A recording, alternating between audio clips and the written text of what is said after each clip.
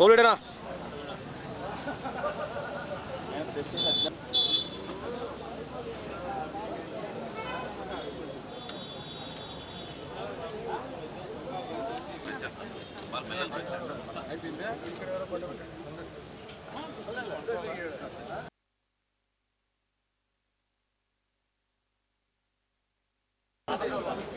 నా పక్కన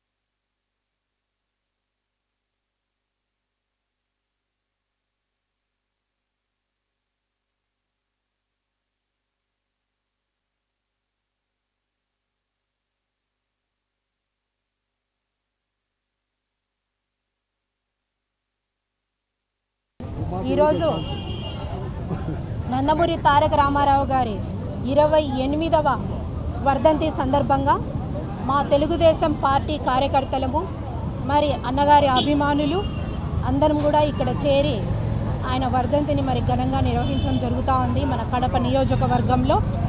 ఈరోజు బ్లడ్ డొనేషన్ ఇచ్చేవాళ్ళు అలాగే అన్నదాన కార్యక్రమాలు అన్నీ కూడా మేము దిగ్విజయంగా ఈరోజు జరుపుతూ ఉన్నాము. మరి నిమ్మకూరు అనే గ్రామంలో జన్మించి ఆయన తొందరలోనే 20 సంవత్సరాల లోపే ఒక మంచి చిత్రసీమలో ఒక మంచి నాయకత్వంలో ఆయన మంచి పాత్రలు పోషించి ఒక రాముడు కృష్ణుడు ఒక భగవంతుడు దేవుడు అంటే మనం చూసే ప్రతిమ ఎన్టీఆర్ గారే. ఆయన గుర్తుకొస్తారు మనకు. అటువంటి పాత్రలు అనేకం పోషించి ఆయన చిత్రసీమలో ఒక వెలుగొందిన నేత.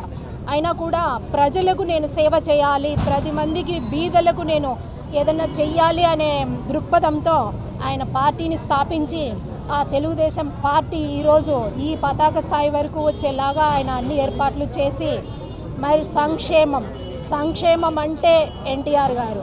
ఎన్టీఆర్ అంటేనే అభివృద్ధి. ఆ బాటలో ఆయన సంక్షేమ కార్యక్రమాలు చేపట్టి ప్రతి ఒక్కరూ కూడా ఎవరు పస్తుండకూడదు, అందరూ కడుపు నిండా భోంచేయాలా, బీదలు బిక్కలు అందరూ కూడా కడుపు నిండా భోంచేయాలనే ఉద్దేశంతో కిలో 2 రూపాయల బియ్యం ఈ పథకాన్ని ఫస్ట్ ప్రవేశపెట్టిన వ్యక్తి మా ఎన్టీఆర్ గారు.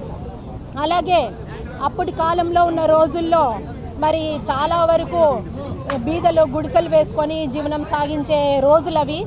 చిన్న ఏదైనా ఫైర్ యాక్సిడెంట్ జరిగితే మరి అందరూ కూడా రోడ్డును పడే క్షణాల్లో ప్రతి ఒక్కరూ కూడా ఒక గృహం అనేది ఉండాలా, వారు చక్కగా ఆ ఇండ్లు అనేది వాళ్ళ సౌకర్యం కల్పించాలా అనే ముఖ్య ఉద్దేశంతో ఎన్టీఆర్ గృహాలు, ఎన్టీఆర్ ఇల్లు అనేవి ఏర్పాటు చేసిన తొలి వ్యక్తి మన ఎన్టీ రామారావు.